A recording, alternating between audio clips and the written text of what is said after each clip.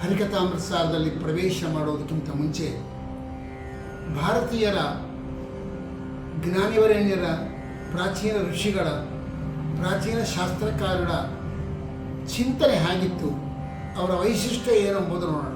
ವಿಶ್ವದಲ್ಲಿ ಯಾರೂ ಇದನ್ನು ಆಲೋಚನೆ ಮಾಡಿಲ್ಲ. ಭಾರತೀಯರು ಮಾತ್ರ, ಭಾರತೀಯರ ಋಷಿಗಳು, ಭಾರತೀಯರ ಶಾಸ್ತ್ರಕಾರರು, ಭಾರತೀಯ ಗ್ರಂಥಕಾರ ಇದರ ಬಗ್ಗೆ ಚಿಂತನೆ ಮಾಡಿದ್ದಾರೆ. ಸಂಖ್ಯಾಶಾಸ್ತ್ರದಲ್ಲಿ ನಮ್ಮ ಪ್ರಾಚೀನರಿಗೆ ಬಹಳ ಬರು. ಈ ಸಂಖ್ಯಾಶಾಸ್ತ್ರದ ನಿಯಮ ಎರಡು ರೀತಿ, ಎರಡು ಪದ್ಧತಿಯಲ್ಲಿ ಉಪಯೋಗ ಮಾಡ್ತಾರೆ. ಎಲ್ಲಾದರೂ ಒಂದು ಶಬ್ದ ಪ್ರಯೋಗ ಮಾಡ್ತಾರೆ, ಒಂದು ವಸ್ತು ಬಗ್ಗೆ ಹೇಳ್ತಾರೆ, ಅಲ್ಲಿ ಭಗವದ್ ರೂಪಗಳು ಎಷ್ಟಾವೆ ಅಂತ ಚಿಂತನೆ ಕೊಡ್ತಾರೆ. ಆಗ ಆ ಏನು ಶಬ್ದ ಹೇಳ್ತಾರಲ್ಲ, ಶಬ್ದದಲ್ಲಿರುವ ಅಕ್ಷರಗಳ ಸಂಖ್ಯೆಯನ್ನು ಇಟ್ಟುಕೊಂಡು ಅಲ್ಲಿಷ್ಟು ಭಗವದ್ ರೂಪ. ಉದಾಹರಣೆಗೆ ಹೇಳ್ತಾರೆ, ಜಗನ್ನಾಥದಾಸರು ಮತ್ತೆ ಎಲ್ಲ ಪ್ರಾಚೀನರೆಲ್ಲ ಹೇಳ್ತಾರೆ, ದೀಪ, ಭಗವಂತನ ಮುಂದೆ ನಾವು ದೀಪ ಹಚ್ಚಿಡ್ತೀವಲ್ಲ, ಆ ದೀಪದಲ್ಲಿ ಎಷ್ಟು ಭಗವದ್ ರೂಪಗಳಂದ್ರೆ 13 ಅಂತ. ಹೆಂಗೆ ಗುರ್ತಿಡಬೇಕು ಇದನ್ನು ನೀವು ಜ್ಞಾಪಕ. ನಮಗೆ ದೀಪ ಎಂಬ ಶಬ್ದ, ದೀಪದಲ್ಲಿ 13 ಭಗವದ್ ರೂಪಗಳವೆ. ಮತ್ತು ಶ್ರೀ ತುಳಸಿ ಅದಲ್ಲ, ಶ್ರೀ ತುಳಸಿ, ಇದರಲ್ಲಿ 5317 ಭಗವದ್ ರೂಪಗಳವೆ. ಇದು ಜ್ಞಾಪಕ ಇರೋದಿಲ್ಲ, ಏನು ಚಿಂತೆ ಮಾಡಬೇಡ. ಅಲ್ಲಿರುವ ಅಕ್ಷರಗಳನ್ನು ನೋಡು, ಅಕ್ಷರಗಳ ಸಂಖ್ಯಾಸ್ಥಾನವನ್ನು ನೋಡು, ನಿಮಗೆ ಗೊತ್ತಾಗ್ಬಿಡ್ತದೆ. ದೀಪ ಮೊದಲನೇ ಅಕ್ಷರ ದ ಅಂದ್ರೂ ಒಂದೇ, ಜಿ ಅಂದ್ರೂ ಒಂದೇ. ದ ಪ, ದ ಎಂಬುದು ಎಷ್ಟನೇ ಅಕ್ಷರ? ತವರ್ಗದಲ್ಲಿ ತ ಥ ದ, ತವರ್ಗದಲ್ಲಿ ದ ಎಂಬುದು 3ನೇ ಅಕ್ಷರ. ಸೊ ದ ಎಂಬುದಕ್ಕೆ 3 ಅಂತ ತಿಳ್ಕೋಬೇಕು. ಪವರ್ಗದಲ್ಲಿ ಪ ಎಂಬುದು 1, ಅಂದರೆ 3 1. ಅಂಕಾನಾಂ ವಾಮತೋ ಗತಿ ಅಂತ ಒಂದು ಶಾಸ್ತ್ರ ನಿಯಮ, ಅದರ ಉಲ್ಟಾ ಮಾಡಬೇಕು ನಾವು ಯಾವಾಗಲೂ. ಈ 31 ಅಂತ ಬಂತು, ಈ 31 ಏನು ಮಾಡಬೇಕು? ಉಲ್ಟಾ ಮಾಡಿದಾಗ 13 ಆಗ್ತದೆ. 1 ಮೊದಲು ತಗೋಬೇಕು, 3 ಆಮೇಲೆ ಹಾಕಬೇಕು. ದೀಪ, ದಿ ಎಂಬುದು 3ನೇ ಅಕ್ಷರ, ಪ ಎಂಬುದು 1ನೇ ಅಕ್ಷರ.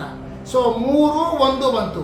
ಇದನ್ನು ಉಲ್ಟಾ ಮಾಡು, 1 3, ಅಂದರೆ ದೀಪದಲ್ಲಿ 13 ಎಂಬ ಸಂಖ್ಯೆ ತೇಳ್ತಾರೆ. ಈ 13 ಎನ್ನುವ ರೂಪದಲ್ಲಿ ಭಗವಂತ ದೀಪಸ್ತಂಭದಲ್ಲಿ ಇರ್ತಾನೆ ಅಂತ ಚಿಂತನೆ ಮಾಡಬೇಕು. ಹಾಗೆ ಶ್ರೀ ತುಳಸಿ ನೋಡ್ರಿ ಎಷ್ಟು ಅದ್ಭುತದ. ಶ್ರೀ ಎಂಬುದರಲ್ಲಿ 2 ಅಕ್ಷರ, ಶಕಾರ 1 ರಕಾರ 1.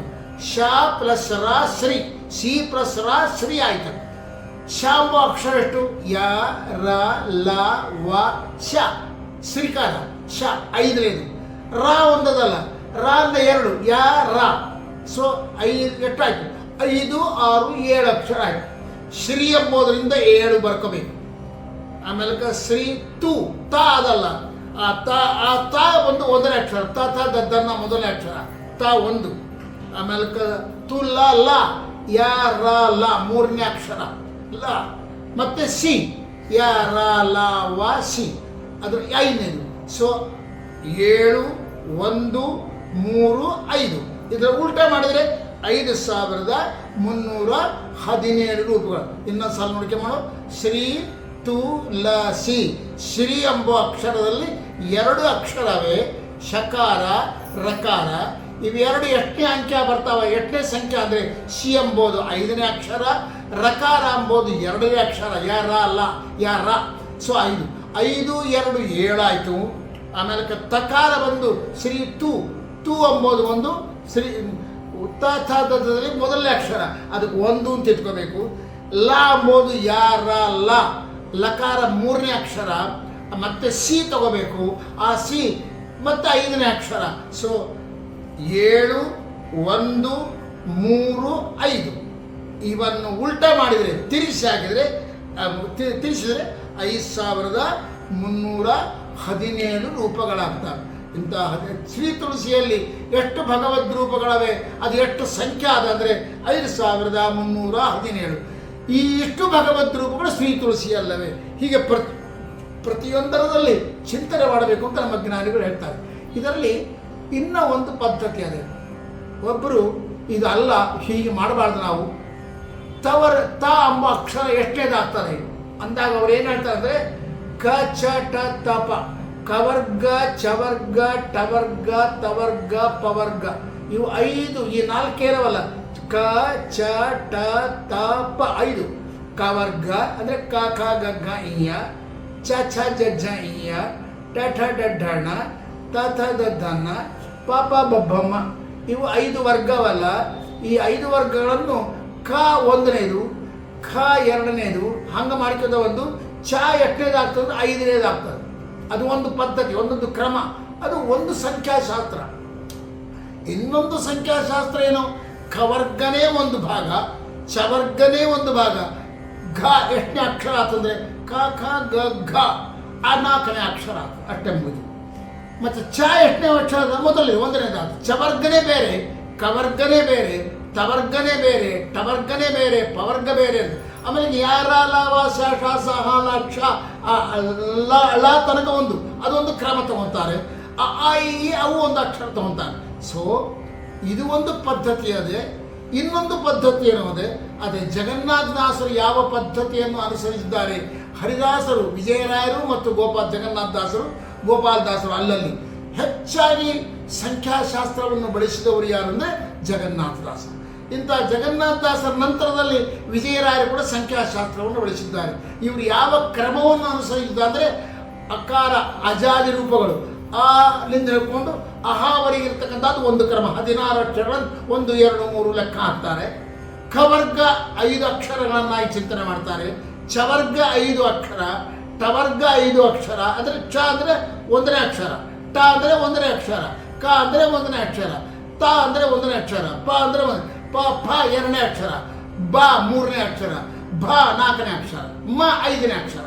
ಈ ಚಿಂತನೆ ಮಾಡ್ತಾರೆ. ಆಮೇಲೆ ಯರ ಲ ವ ಶ ಶ ಸ ಹ ಳ ಇಲ್ಲಿವರೆಗೆ ಒಂದು ಕ್ರಮ. ಇದು ಯ ಅಂದರೆ 1ನೇ ಅಕ್ಷರ, ರ ಅಂದರೆ 2 ಸಂಖ್ಯೆ, ಯರ ಲ 3ನೇದು, ವ 4ನೇದು. ಹೀಗೆ ಚಿಂತನೆ ಮಾಡ್ತಾರೆ. ಈ ಕ್ರಮವನ್ನೇ ಜಗನ್ನಾಥದಾಸರು ತಮ್ಮ ಹರಿಕಥಾಮೃತಸಾರದಲ್ಲಿ ಬಳಸಿದ್ದಾರೆ. ಇದನ್ನು ಮೊದಲು ಜ್ಞಾಪಕ ಇಟ್ಕೋಬೇಕು ಎಲ್ಲರೂ ದಯಮಾಡಿ. ಈ ಕ್ರಮದಲ್ಲೇ ನಾವು ನೋಡ್ತಾ ಹೋಗಬೇಕೆ ಹೊರತಾಗಿ ಬೇರೆ ಚಿಂತನೆಯನ್ನು ಮಾಡಬಾರ್ದು. ಮತ್ತು ಇನ್ನೊಂದು ಅದ್ಭುತವಾದದ್ದು, ಕೆಲವು ಕಡೆ ಸಂಖ್ಯಾವನ್ನು ಹೆಚ್ಚು ಉಪಯೋಗ ಮಾಡ್ತಾರೆ. ನಿಮಗೊಂದು ಉದಾಹರಣೆ ಹೇಳ್ತೀನಿ. ಭಾರತ ಅದ ನೋಡ್ರಿ, ಭಾರತ 18ರ ಮೇಲೆ ನಿಂತ್ಕೊಂಡದ್ದು. 18 ಎಂಬ ಸಂಖ್ಯೆ ಅದಕ್ಕೆ ಪ್ರಧಾನವಾಗಿದೆ. ಭಾರತ ಎಷ್ಟು ಪರ್ವಗಳು? 18 ಪರ್ವಗಳು. ಭಾರತದಲ್ಲಿ ಯುದ್ಧ ಆಯಿತು, ಅದು ಎಷ್ಟು ದಿವಸ ಆಯಿತು? 18 ದಿವಸ ಆಯಿತು. ಭಾರತದಲ್ಲಿ ಭಗವದ್ಗೀತಾ, ಕೃಷ್ಣ ಹೇಳ್ತಕ್ಕಂಥ ಭಗವದ್ಗೀತೆ ಬರ್ತದೆ, ಅದು ಎಷ್ಟು ಅಧ್ಯಾಯ? 18 ಅಧ್ಯಾಯ. ಭಾರತದಲ್ಲಿ ಯುದ್ಧದಲ್ಲಿ ಪಾಲ್ಗೊಂಡ ಸೈನಿಕರು ಎಷ್ಟು ಜನ ಅಂದರೆ 18 ಅಕ್ಷೋಹಿಣಿ. ಭಾರತ ಎಲ್ಲ 18ರ ಮೇಲೆ ಕೂತ್ಕೊಂಡದ್ದು. 18 ಪರ್ವ, 18 ಅಕ್ಷೋಹಿಣಿ ಸೈನ್ಯ, 18 ಅಧ್ಯಾಯದ ಭಗವದ್ಗೀತೆ, 18 ದಿನಗಳ ಯುದ್ಧ. 18 ರಾಮಾಯಣ ಎಲ್ಲ 7ರ ಮೇಲೆ ರಾಮಾಯಣ ಇರೋದು. 7 ಕಾಂಡ, ರಾಮ ಹುಟ್ಟಿದ ನಕ್ಷತ್ರ 7ನೇ ನಕ್ಷತ್ರ, ಒಟ್ಟು 7ರ ಮೇಲೆ ರಾಮಾಯಣ ಹೋಗ್ತದೆ. ಮತ್ತು ಭಾಗವತ ಎಷ್ಟು ಶ್ಲೋಕಗಳಿಂದ ರಚನೆ ಅದ? 18,000. ಈ 18,000 ಎಂಬುದನ್ನು ಏನು ಮಾಡ್ತಾರೆ ಅಂದರೆ ಅದರಿಂದ ಒಂದು ಚಿಂತನೆ ಮಾಡ್ತಾರೆ, ಅದರಿಂದ ಒಂದು ಆಲೋಚನೆ ಮಾಡ್ತಾರೆ. ಯಾಕೆ ಭಾರತವನ್ನು 18 ಪರ್ವಗಳ ರಚನೆ ಮಾಡಿದರು? 18 ಅಧ್ಯಾಯದಲ್ಲಿ ಭಗವದ್ಗೀತೆ ಯಾಕೆ? ಈ 8, 1 ಎಂಬುದರಲ್ಲಿ ಏನಾದರೂ ರಹಸ್ಯ, ಅದನ್ನು ರಹಸ್ಯ ತಿಳಿಸ್ತಾರೆ. 18 ಎಂಬುದನ್ನು ಏನು ಮಾಡಬೇಕಂತೆ? 1 8 1 + 8 ಮಾಡಬೇಕು, 9. ಈ 9 ಎಂಬುದು ಏನದಲ್ಲ, ಇದು ಭಾರತೀಯರ ಅಪೂರ್ವವಾದ ಸಂಖ್ಯಾ. ಇದು ಬಹಳ ತತ್ವವನ್ನು ತಿಳಿಸ್ತಕ್ಕಂಥದ್ದು.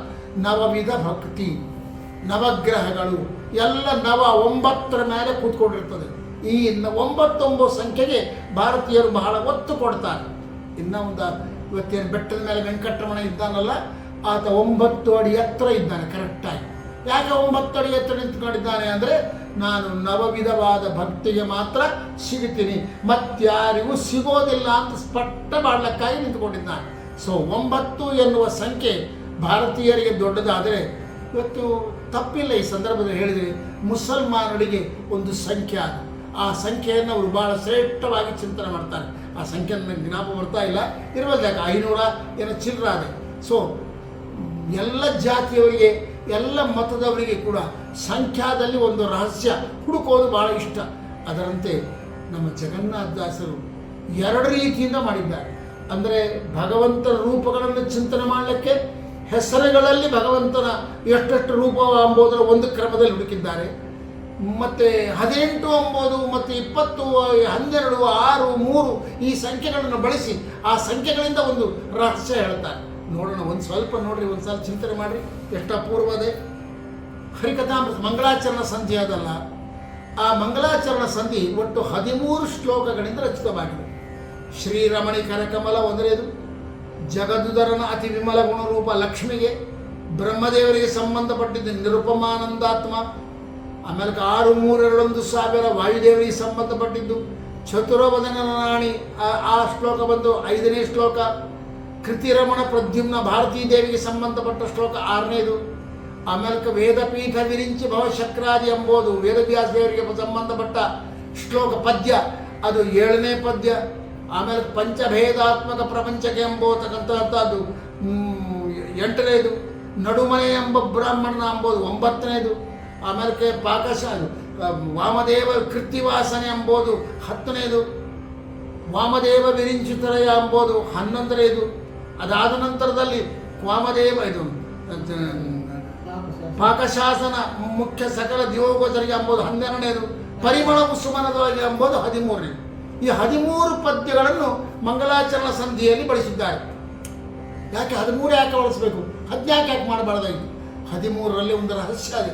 13 1 3 1 3 ಪ್ಲಸ್ ಮಾಡಿದರೆ 4 ಆಗ್ತದೆ. ಈ ಮಂಗಳಾಚರಣ ಸಂಧಿ ಒಂದು ಓದಿದರೆ ಸಾಕಯ್ಯ, ನಿಮ್ಮ ಜನ್ಮ ಧನ್ಯ ಆಗ್ತದೆ. ಧರ್ಮ, ಅರ್ಥ, ಕಾಮ, ಮೋಕ್ಷಗಳು ಸಿಕ್ಕಿಬಿಡ್ತಾವೆ ಅಂಬೋದು ಸೂಚನೆಗಾಗಿ 14 ಪದ್ಯಗಳು. ಗುರುಮಂತ್ರ ಇರೋದು ಕೂಡ 13 ಹೆಸರಿಂದ. ಶ್ರೀ ಗುರುಭ್ಯೋ ನಮಃ, ಪರಮ ಗುರುಭ್ಯೋ ನಮಃ, ಶ್ರೀಮದಾನಂದ ತೀರ್ಥ ಭಗವತ್ಪಾದಾಚಾರ್ಯ ಗುರುಭ್ಯೋ ನಮಃ, ವೇದವ್ಯಾಸಾಯ ನಮಃ, ಭಾರತ್ಯೈ ನಮಃ, ಸರಸ್ವತ್ಯೈ ನಮಃ, ವಾಯವೇ ನಮಃ, ಬ್ರಹ್ಮಣೇ ನಮಃ, ಲಕ್ಷ್ಮೀ ನಮಃ, ಮಹಾಲಕ್ಷ್ಮೀ ನಮಃ, ನಾರಾಯಣಾಯ ನಮಃ, ಏಕಾದಶ ಸ್ಥಾನೆ ಅಖಿಲಾಂಡ ಕೋಟಿ ಬ್ರಹ್ಮಾಂಡ ನಾಯಕ ಪರಬ್ರಹ್ಮಣೇ ನಮಃ. ಸೊ ಅಲ್ಲಿ ಕೂಡ ಈ ಚಿಂತನೆ ತರ್ತಾ ಇದ್ದಾರೆ. ಕಾರಣ ಇದು ಗುರುಮಂತ್ರ ಎಂಬುದು ಸೂಚನೆಗಾಗಿ ಮಹಿತಾತ್ಮರಾಗಿರ್ತಕ್ಕಂಥ ಜಗನ್ನಾಥದಾಸರು ಮಂಗಳಾಚರಣ ಸಂಧಿಯಲ್ಲಿ 13 ಪದ್ಯಗಳನ್ನು ಪ್ರಯೋಗ ಮಾಡಿದ್ದಾರೆ. ಸೊ 13ರಿಂದ ಒಂದು ಚಿಂತನೆ ಕೊಡ್ತಾರೆ. 1 + 3 4 ಆಗ್ತದೆ. ಈ 4 ಒಂದು ಅರ್ಥರ್ಯ, ಧರ್ಮ, ಅರ್ಥ, ಕಾಮ, ಮೋಕ್ಷಗಳು, ಚತುರ್ವಿಧ ಪುರುಷಾರ್ಥಗಳು, 4 ವಿಧವಾದ ಸಾರೂಪ್ಯ, ಸಾಲೋಕ್ಯ, ಸಾಯುಜ್ಯ, ಸಾಮೀಪ್ಯ ಅಂತಕ್ಕಂಥ 4 ವಿಧವಾದ ಮೋಕ್ಷಗಳು ನಿಮಗೆ ಸಿಗುತ್ತದೆ. 4 ವಿಧವಾದ ದೇಹವುಳ್ಳವನು, ಸ್ಥೂಲ ಶರೀರ, ಒಳಗೆ ಅನಿರುದ್ಧ ಶರೀರ, ಅದರೊಳಗೆ ಲಿಂಗ ಶರೀರ, ಅದರೊಳಗೆ ಸ್ವರೂಪ ದೇಹ, 4 ದೇಹಗಳಿಂದ ಕೂಡಿದ ಓ ಜೀವಿ, ನೀನು ಈ ಹರಿಕಥಾಮೃತಸಾರದ 13 ಪದ್ಯಗಳಿಂದ ಕೂಡಿತಕ್ಕಂಥ ಈ ಮಂಗಳಾಚರಣ ಸಂಧಿಯನ್ನು ಓದಿದರೆ ಏನಾಗ್ತದಂತ, ಧರ್ಮ, ಅರ್ಥ, ಕಾಮ, ಮೋಕ್ಷಗಳು ಸಿಗುವುದರೊಟ್ಟಿಗೆ ಸಾಲೋಕ್ಯ, ಸಾರೂಪ್ಯ, ಸಾಯುಜ್ಯ, ಸಾಮೀಪ್ಯ ಅಂತಕ್ಕಂಥ ಮೋಕ್ಷದಲ್ಲಿ 4 ಮೋಕ್ಷಗಳಲ್ಲಿ ಯಾವುದೋ ಒಂದು ಮೋಕ್ಷ ನಿಮಗೆ ಸಿಗುತ್ತದೆ ಅಂತ ಸೂಚನೆ ಮಾಡಲಿಕ್ಕಾಗಿ 13 ಪದ್ಯಗಳನ್ನು ರಚನೆ ಮಾಡಿದ್ದಾರೆ. ಇನ್ನೂ ಅಪೂರ್ವವಾದ್ದು ಅಂದರೆ ಬಹಳ ಚಿಂತನೆಯನ್ನು ಕೊಡ್ತಾರೆ ಜಗನ್ನಾಥದಾಸರು ಹರಿಕಥಾಮೃತ ಸಾರ ಅಂತ ಗ್ರಂಥಕ್ಕೆ ಹೆಸರಿಟ್ಟಿದ್ದಾರೆ. ಆ 8 ಗ್ರಂಥದ ಹೆಸರೇನದಲ್ಲ, ಅದರಲ್ಲಿ 8 ಅಕ್ಷರಗಳನ್ನು ಬಳಸಿದ್ದಾರೆ. ಯಾಕೆ 8 ಅಕ್ಷರಗಳನ್ನು ಬಳಸಿದ್ದಾರೆ ಅದನ್ನು ಆಮೇಲೆ ನೋಡೋಣ. ಅದಕ್ಕಿಂತ ಅಪೂರ್ವವಾದ್ದು ಅಂದರೆ ಮಂಗಳಾಚರಣ ಸಂಧಿಯನ್ನು ನಾನು ಹೇಳಿದ್ನಲ್ಲ, ಮೊದಲನೇ ಪದ್ಯ, ಹರಿಕಥಾಮೃತ ಸಾರ ಗುರುಗಳ ಕರುಣದಿಂದ ಪನಿತು ಬೇಳು ಪರಮ ಭಗವದ್ಭಕ್ತರಿದನಾದರದಿ ಕೇಳುವುದು. 9 ಶಬ್ದಗಳನ್ನು ಪ್ರಯೋಗ ಮಾಡಿದ್ದಾರೆ. ಯಾಕೆ 9 ಶಬ್ದಗಳನ್ನು ಪ್ರಯೋಗ ಮಾಡಿದ್ದಾರೆ? ಎರಡನೇದು ಅಪೂರ್ವವಾದ ವಿಚಿತ್ರ ಅಂದರೆ ಮೊದಲನೇ ಪದ್ಯ ಶ್ರೀರಮಣಿ ಕರ ಕಮಲ ಪೂಜಿತ, ಇದರಲ್ಲಿ 4 ವಿಶೇಷಣ, ಒಂದು ವಿಶೇಷ, 5 ಶಬ್ದಗಳನ್ನು ಪ್ರಯೋಗ ಮಾಡಿದ್ದಾರೆ, 5 ಲಘುವಾಕ್ಯಗಳನ್ನು ಪ್ರಯೋಗ ಮಾಡಿದ್ದಾರೆ. ಆಮೇಲೆ ಮೊದಲನೇ ಪದ್ಯ ಶ್ರೀರಮಣಿ ಕರ ಕಮಲ 32 ಶಬ್ದಗಳನ್ನು ಪ್ರಯೋಗ ಮಾಡಿದ್ದಾರೆ. ಇವೆಲ್ಲ ಯಾಕೆ ಮಾಡಿದ್ದಾರೆ? ಇದರ ರಹಸ್ಯ ಏನು? ಇದರ ಚಿಂತನೆ ಏನು? ಇದರ ಹಿನ್ನೆಲೆಯಲ್ಲಿ ಜಗನ್ನಾಥದಾಸರ ಮನೋವಿಕಾಸ ಯಾವ ರೀತಿಯಾದ ಎಂಬುದನ್ನು ಮತ್ತೆ ನಾಳೆ ನೋಡೋಣ ಅಂತ ಹೇಳ್ತಾ, ಹರೇ ಶ್ರೀನಿವಾಸ, ಗುರೋ ರಾಘವೇಂದ್ರ.